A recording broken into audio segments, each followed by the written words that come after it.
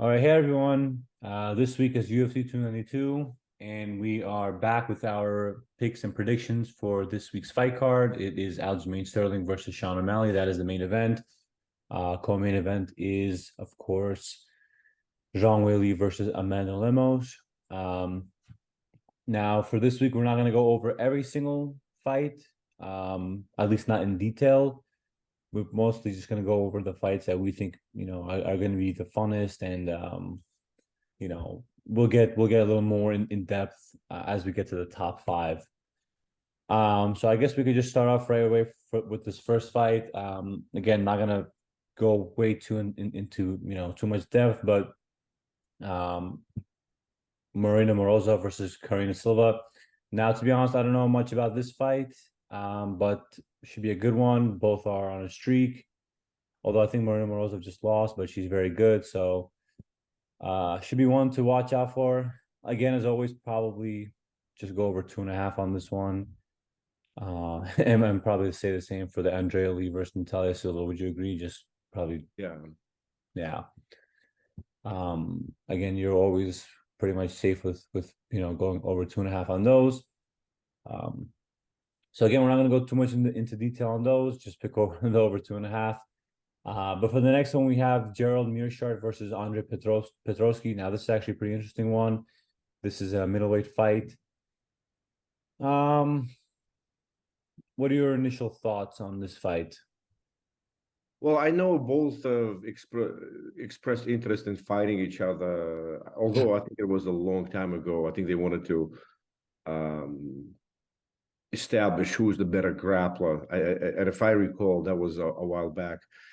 I mean, I think you're gonna have to go here with Petroski. I didn't like the Gerald Mushow's last fight with Piper Levels, I believe, where he just gave up. I think he just gave up. Mm-hmm. And it wasn't the case with when he fought the Uzbek fighter, right, Muradov, and we saw. I mean, he was fighting back as much as he could, but here he just crumbled and fell apart. Yeah, I didn't like that in him. Although I think I read somewhere there were pictures of him, looking great. He was looking ripped.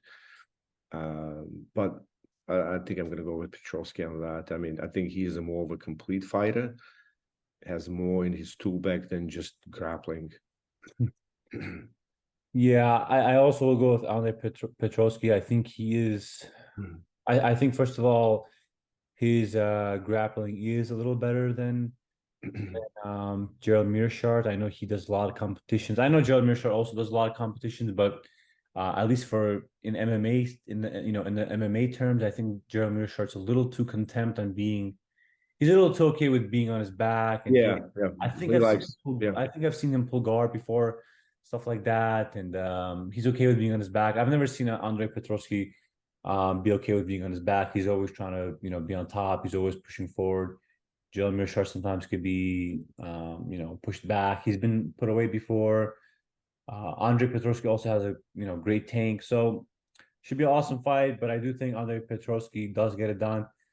I was just wondering if there would be a finish in this fight. I don't know, but I think if there was to be one, it probably would be Andre by something. But I was that's what I was just thinking. I was wondering if it would be a finish, but Yeah. Anyways, let's move on to the next one. This is Cody Gibson versus Katona. Now, honestly, again, I don't know much about this one. This is the tournament. This is like the final for I believe the Ultimate Fighting Champ, not Ultimate Fighting Champions. The Tough, right? Yeah. So I'm not gonna comment on that one, to be honest, as well as the next one. Yeah, I'll keep my comments on Kurt versus Austin. Also, yeah. If I had to pick, I will pick Katona and I would pick Austin Hubbard just because I think they have more. I just feel like they're a little better, but from what I've seen, but not seen enough. But again, let's move on to the next one. We have Gregory Rodrigues versus Denis Tiuliulin. I'm sorry. This is an awesome fight. I mean, I love Gregory Rodrigues, otherwise known as RoboCop, and he's known as RoboCop because the guy walks forward, he marches forward. He doesn't care if he's cut, if he's leg is broken, his whatever, his arms are falling apart, like he could be rocked. He just doesn't care. He'll go forward. He always makes the fight very scrappy, very very dirty, very bloody, very tough. And Denis Tiuliulin is, I believe, relatively a newcomer, right? At least in the UFC sense. I mean, I don't know how many fights he has, and I know he fought. We just watched it recently. He fought Jun Young Park and lost to him, but He beat the Jamie Pickett. We saw that. yeah, I think he had another fight against another Dagestani fighter, alias Khabkhizriev. But yeah, I'm gonna have to go with Rodrigues on this one.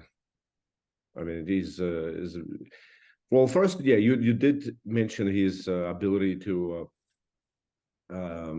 just slug it out. He's not afraid, but he's also really good on the ground. He's a Brazilian black belt jiu-jitsu, which might not say a lot, but in case of Tiuliulin, it is a lot because we've seen how Park destroyed him, right? The Iron Turtle.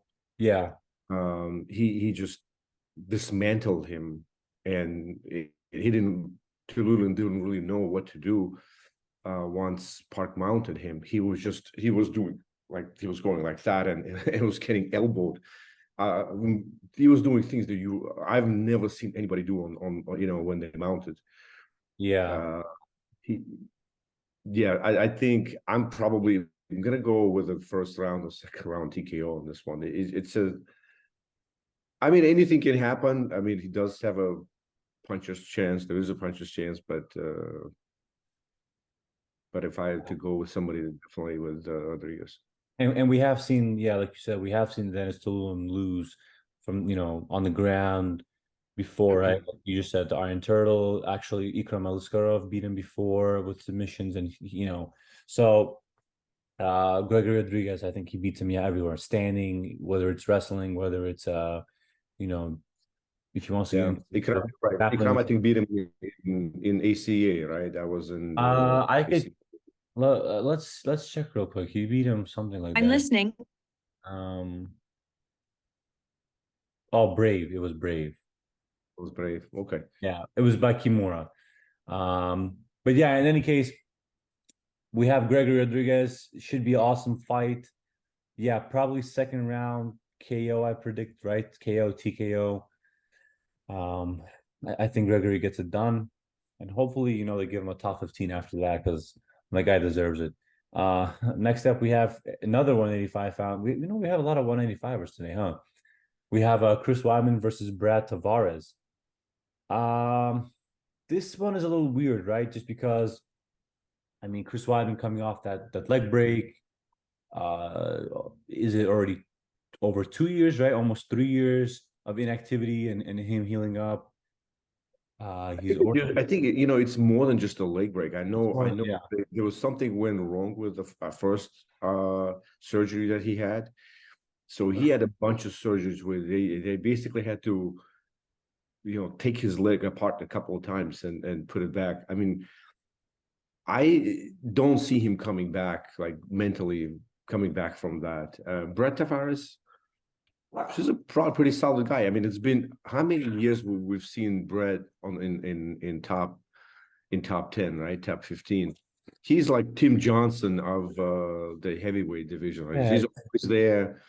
It doesn't matter who, doesn't matter what, the fighters come and go, but Brett Tavares is there. Yeah, for sure. Yeah, he's been there since the beginning. I mean, if you think about it, he fought like Whitaker back in the day. He fought Adesanya back in the day. Let's just out of interest see when he first came into the UFC. Wow. So he was on the Ultimate Fighter back in 2010. So that's 13 years of being in the UFC. And he fought a lot of guys. It's you imagine being 13 years in the top 15. I mean, he hasn't moved. I mean, not all 13 years, obviously, but he's been in the top tier fighter for a long time. He's seen tons of fighters come and go. I know Chris, I think recently, didn't he have like a grappling match or something like that? He did lose. He lost. Yeah. Yeah, but having a grappling match is not the same as fighting a top level UFC fighter, right? In terms of like his confidence, in terms of like does he have a chance? Obviously, there is a chance he can try to grapple with Brett. He can, although Brett is not that bad on the ground himself, but I don't know. Even the pre leg break, Chris was even questionable. Now, 3 years later, no tune-up fight, or he maybe considers that to be his tune-up fight. Just fighting, after multiple surgeries, I feel bad. I mean, listen, I love Chris Weidman. I think he's a great guy, great fighter, but there's some fighters just don't know where to go. Like we see when it's time for them to probably say goodbye. We see this with Tony Ferguson, right? I mean, there's many examples where fighters just they think they got it, but they can't let it go for some reason. Yeah, I don't think it's for some reason. I think the reason is that, out of his last 8 fights, he's been finished 6, and they've all been bad, right? Dominic Reyes, who else was there? Yoel Romero flying knee, Gegard, right? He also hit him to the knees with the head. Jacare Souza, man, that was a big overhand right that put him away. That was kind of hard to watch, I remember. And the 2 wins that he did have were against Kelvin Gastelum. If you remember, Kelvin Gastelum was just coming up from 185 or from 170, and he was tiny. And then he had a hard fight with Amir Akhmedov where he was very grueling, and you could just tell Chris Weidman was. Yeah, he had better cardio than Omar Akhmedov. Yeah. Just Omar gassed, but he wasn't doing that badly. Yeah. I was thinking like, oh, make it bad for him, but thankfully for Chris, he just had the cardio advantage. But also, I mean, on the other side, Brad Tavares, he was kind of known as a guy that's been hard to put away, right? But then just recently, he got put away by Bruno Silva. He took some damage against Rodrigues. So maybe if it was a Chris Weidman that, the one right before the Uriah Hall fight, the one that was a little younger, right? 36, 37. I probably would go with Chris Weidman, but I think you just have to go with Brad Tavares. I think Brad Tavares might keep him away. Like he might, I think he might manage the distance well. I think he's going to use the front kicks. He has a good jab. He does get taken down, but he has the ability to get back up. I don't ever remember him getting submitted. I could be wrong, so I'm gonna assume he has good submission defense as well. I think Brad Tavares will win this one just by decision. I think he's just going to keep him away from him. I think he's going to jab him, touch his legs, the front kick to the body, and I don't think he's even though Chris Weidman's 39, I still don't think he should grapple with him or anything. As soon as Chris Weidman wants to clinch or get him against the cage, just get out of there right away. Of course, would be the smart thing. So, Brad Tavares. Yeah. And again, Chris Weidman was dangerous, right? He knocked out Anderson Silva with the left hook. If you remember, he had that Mark Muniz elbow. So he's tricky, but not this one. I think it's just, too much damage, too old. So, let's just move on to the next one. Marlon Vera versus Pedro Munhoz. Now, this is a 135er, right? 135-pound. This is the bantamweight, sorry. That's what I meant to say. Marlon Vera, number 7. Pedro Munhoz, number 12.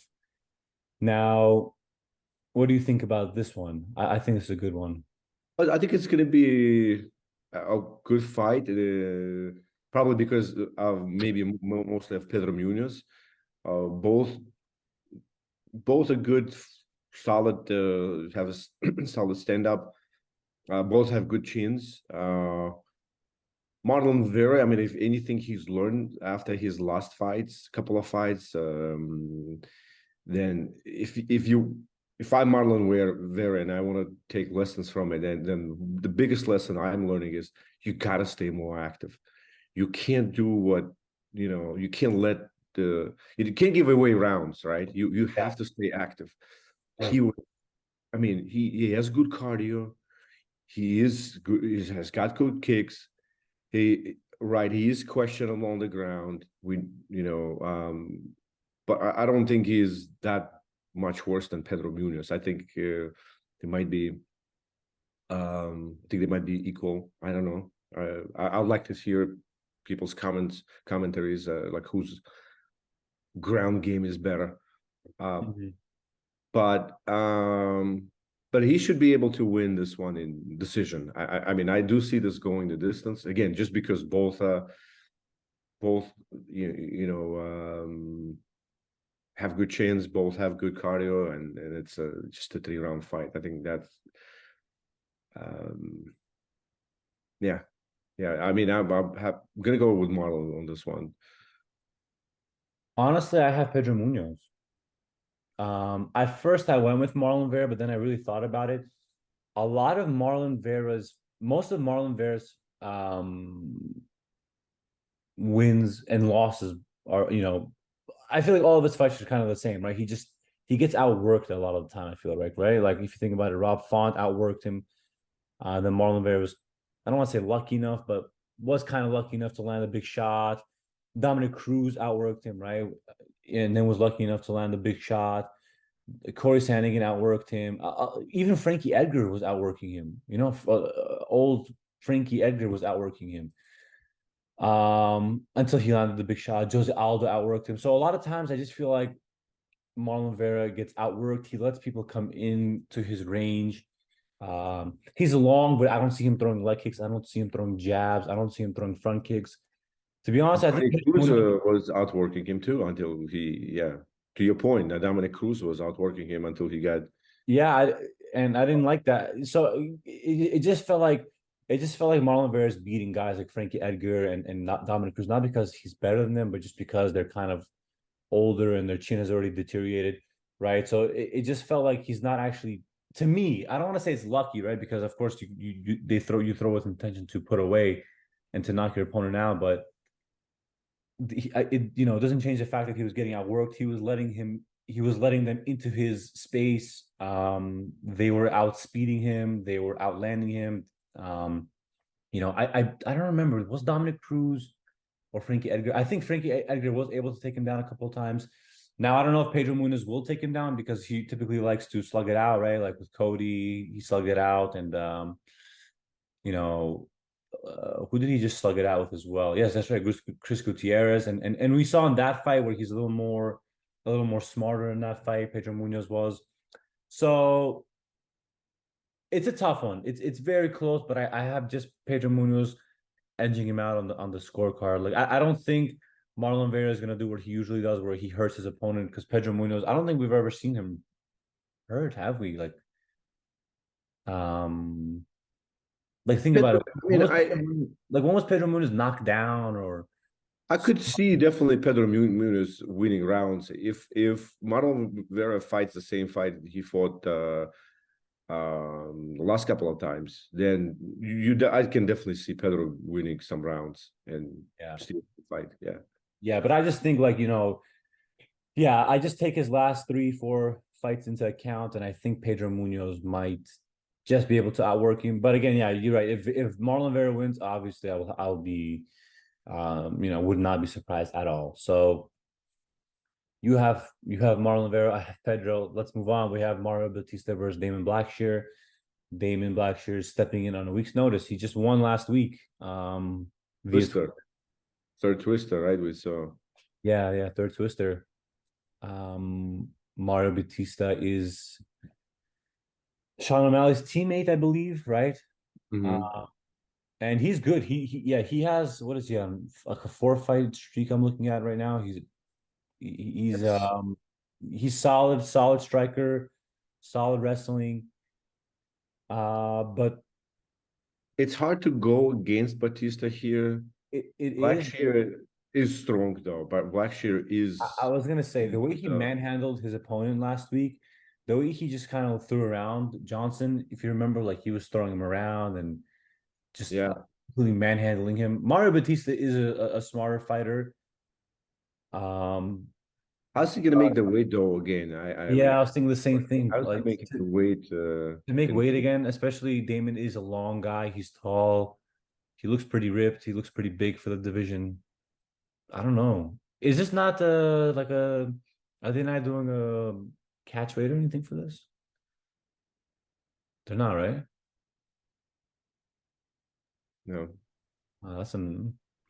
See, I feel like that maybe should be taken into consideration. Do you think that the double weight cut should be taken into consideration for David Blackshear? Double weight cut should be taken into consideration. I mean, we've seen people fight back to back, but usually they fight like we've seen, for example, in the case of Hamzat, right, where he fought, but then he would fight his next fight in Higher weight class, yeah. a higher class, right, weight class. We haven't. I can't remember who. I mean, or catch weight. I mean, like people fighting at catch weight, right? But I haven't seen people like making weight back to back. I don't know. Yeah, this is a hard one to be honest. I don't know. I really don't know. Assuming he does, I think the chances are pretty equal. I think I give the slight edge to Blackshear. Oh, The weight cut is kind of weighing on my mind, but I feel like Blackshear knows himself. I don't think he would, sign up to this fight if he wasn't confident that he can make weight and recover confidently. I'll go Blackshear. I think maybe he's just maybe too physical for him, but it's a very hard one. I wonder what the odds are. Really, I don't know. Yeah, I mean, to me, Bautista is a slight favorite, but again, that's a tough one. Yeah, I tough. think the odds were heavily, but for Bautista, if I don't remember. Heavily, really. Yeah, well, we'll have to check later. But yeah, it should be a good fight. Let's move on to the next one. We have Neil Magny versus Ian Garry. Neil Magny also stepping in not on a week's notice, but on 2 weeks' notice, right? Because Ian Garry was supposed to fight Jeff Neal. Now, to be honest, I think I might just have Ian Garry. I'm just gonna come out and say I think Ian Garry should win this fight.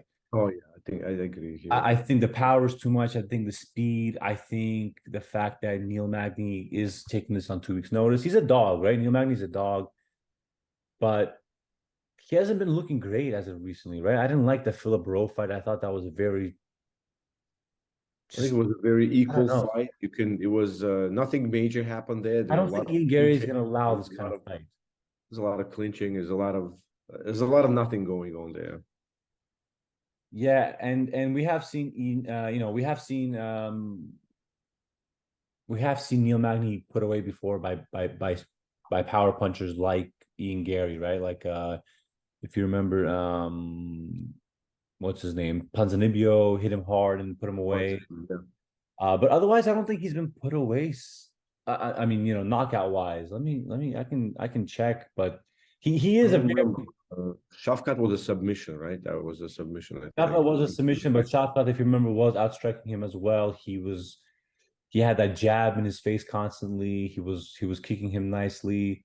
One thing to point out is the reach advantage or difference. I guess Ian Garry has a kind of a big reach disadvantage. He has a 6-inch reach disadvantage. I think that could play a part, but only if Neil Magny gets a hold of him, and I don't think he will, to be honest. I think Ian Garry keeps distance very well. I think he's just gonna do his thing. Yeah.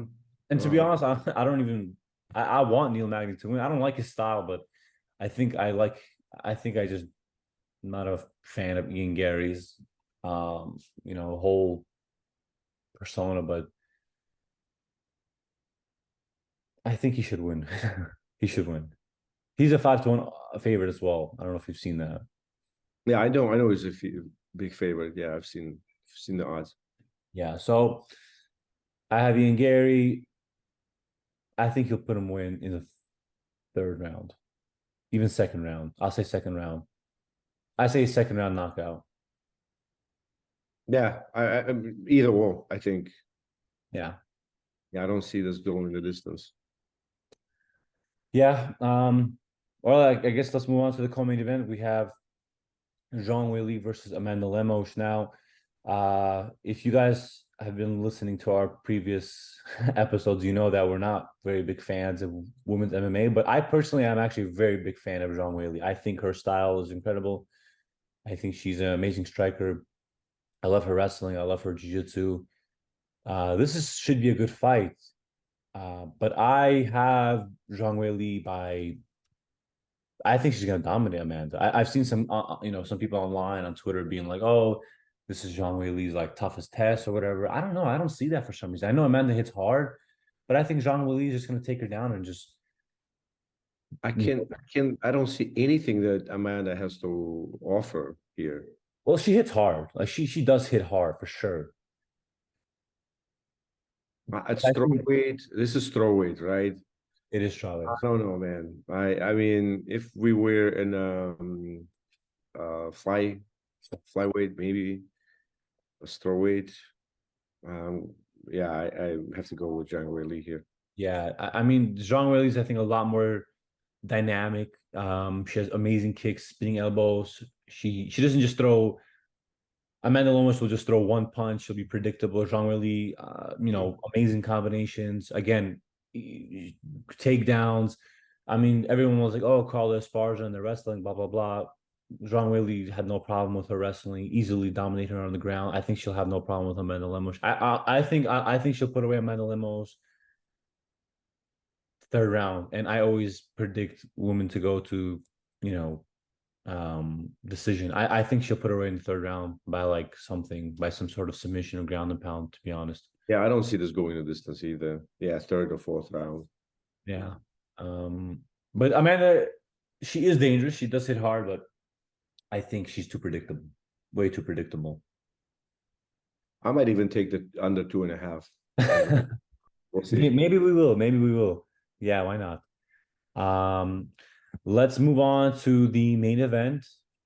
It is the bantamweight championship, right, between Aljamain Sterling and Sean O'Malley. What are your initial thoughts? Go. I mean, Aljamain stands out as a big favorite to me, even without looking at the odds.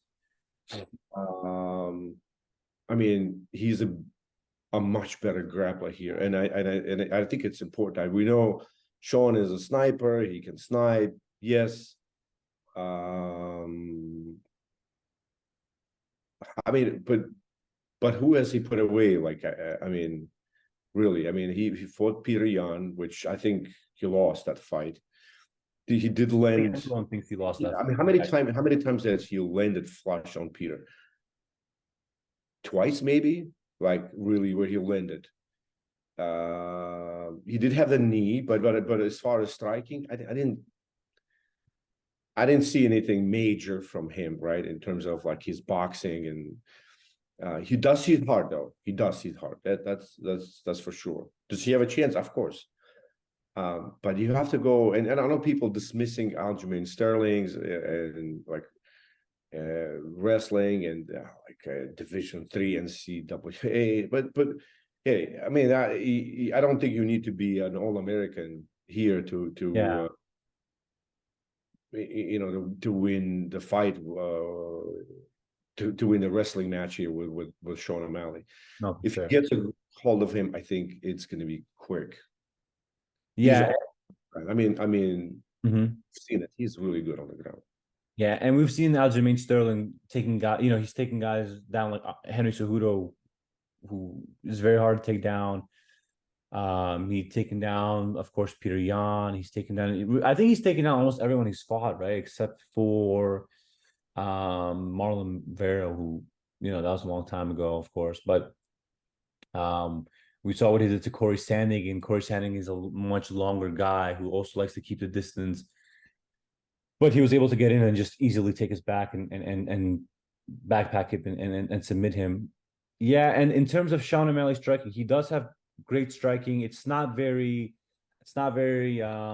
you know, he doesn't, how do I say, he doesn't telegraph his strikes, I believe. He does switch stances. He does kick here and there, but I don't think he'll kick against Aljamain just because, you know, Aljamain could always catch that. Aljamain is the type of fighter that, well, let me back up. Sean is a type of fighter that likes to counter strike, right? But Aljamain is the type of fighter who doesn't allow a lot of counter striking, if you know what I mean.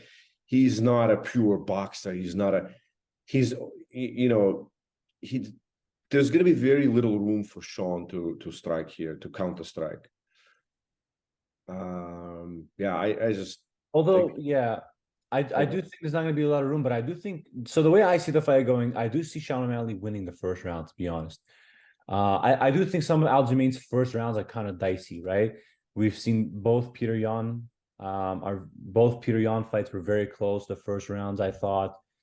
Henry Cejudo round was very close. And again, that was more wrestling. But, you know, I do feel like Aljamain in the first round kind of tries to, it almost feels like a feeling out process. And then in the second, third, I feel like he kind of gets a little better and he kind of figures out the distance. He kind of figures out, you know, what works, what doesn't work. So to be honest, I do think Aljamain might even lose the first round, but I see him winning everything else. I see him in the second round figuring out the distance, what Sean O'Malley likes to do, how he reacts to, and I see him cornering him against the cage and just taking him down, getting his back. I don't even think he needs to take him down, you know, in the traditional sense where you shoot him for a double, because that's not what Aljamain does, right? He doesn't shoot him for like a traditional double, single. His whole thing is to get you against the cage, and he doesn't have to take you down against the cage. He can backpack you against, even if you're standing. And Sean O'Malley does have good jiu-jitsu though. You know, he's done some grappling tournaments, and we've seen some jiu-jitsu from him. But I think the way Peter Yan was throwing around Sean O'Malley, and again, they're very two different styles. Peter Yan's wrestling is more of like a tripping, sweeping, versus Aljamain's is not so much. But I do think that should be taken into consideration, how easily Peter Yan was throwing him around.